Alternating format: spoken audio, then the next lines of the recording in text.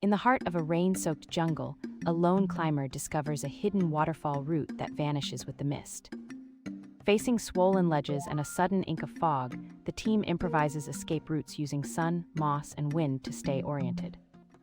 When gear failure strands them, they fashion a flotation buoy from a pack rain cover and a duct tape repair to keep moving.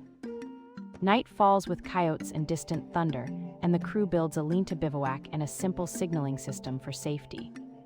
The tale ends with a safe descent, a new respect for weather, and 3 practical tips viewers can test today.